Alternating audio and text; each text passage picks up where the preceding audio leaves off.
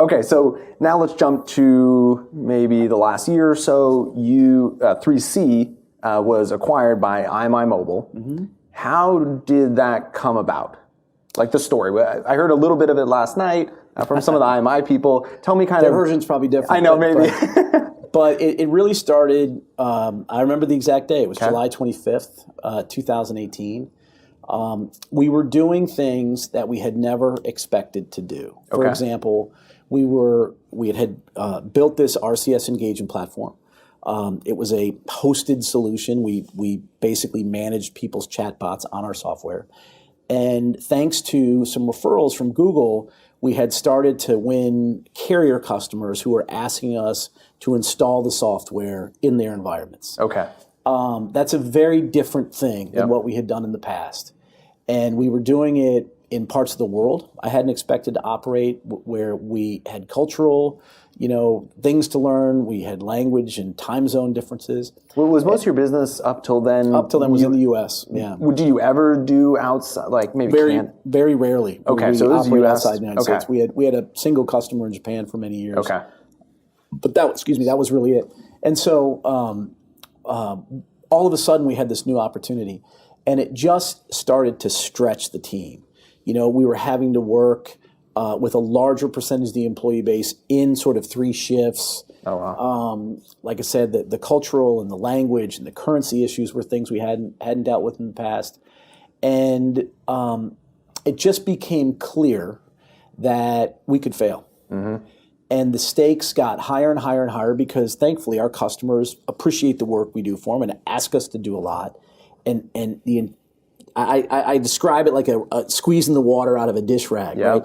We had squeezed about everything we could get out of the team, and a lot of the things we were doing, especially around RCS, were investments, weren't necessarily revenue generating. And so we went into the market with the idea that we will raise outside equity for the first time, or look for, I call it a big brother. Okay, after the struggles, you were like, okay, there's 2 options here. Raising capital or... Yeah.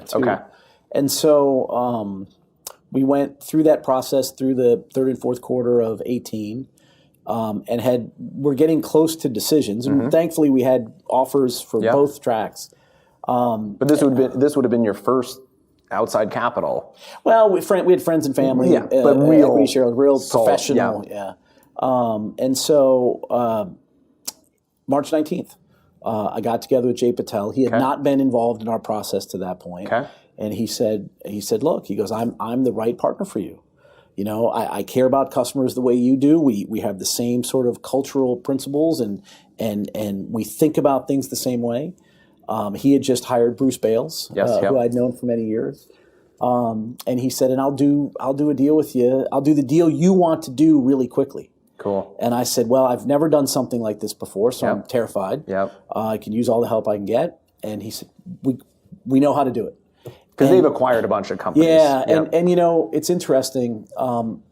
People on our board, friends of mine, I got a lot of advice about how it was going to be really difficult. These kind of deals are hard to do. Don't get emotionally invested in it. It's probably not going to happen. At your size too, it's you have 150 employees. Like you have an office. It's a big organization.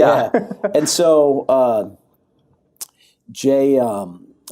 So people had told me it's going to be difficult. It probably won't happen. And if it does, you're probably going to hate these guys, right? Because it is a really hard process. And for them to do the work they need to do, you're going to get pissed off. I've heard that before. And so I had the exact opposite experience. Really? The process, it's really hard work, but we were prepared for it. And our team, it's an A+ team. They were up for the challenge. And we'd been on the other side. We had bought businesses before, so we knew some things about that. What were the sell for? We bought CellTrust. We bought Particido. We had a really small acquisition a few years ago. But we knew how the process worked at some level.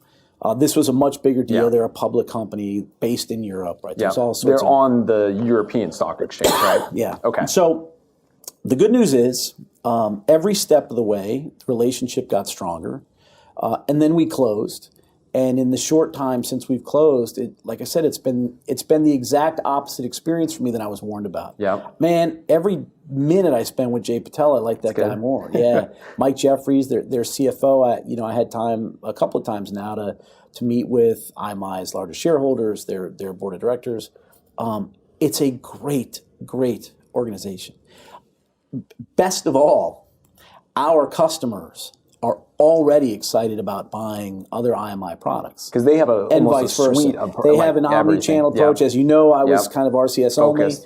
only. I got a funny story about going to see one of my customers the night before we announced the deal. Okay. And I said, look, you're going to hear about something tomorrow. It's going to surprise you because I've said I'd never sell this business. Unless something happens overnight, you're going to know who it is tomorrow. And he asked me, the guy at the customer, he goes, why are you doing this? And I told him the reasons. He goes, well, what else do they do? And I told him about some of the products without, giving too much. divulging secrets, whatever. And he was like, so an omni-channel platform. And I said, yeah. I said, I'm the new omni-channel guy. Yep. He's like, thank God, because you've been so wrong. he goes, you know what? We love RCS. Yeah. We're fully invested in it, and you're helping us do that.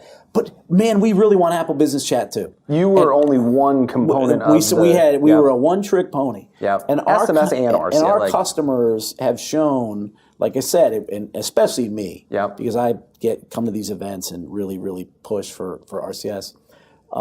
What I'm seeing is the power of having all the channels of the capabilities, and it was hysterical. Yep. Like a customer I'm very close with, worked for 10 years. You thought it was going to be bad. He's like, you were wrong. Yeah. He's like, oh, thank God. Like, please bring the Apple Business Chat product to me immediately. Now. And so that's awesome, because what I really care about is that this thing works. Yep. And I want it to work for our team. I want it to work for our customers. Most importantly, I want it to work for my shareholders. Yes. And the deal works if we're successful at integrating each other's capabilities.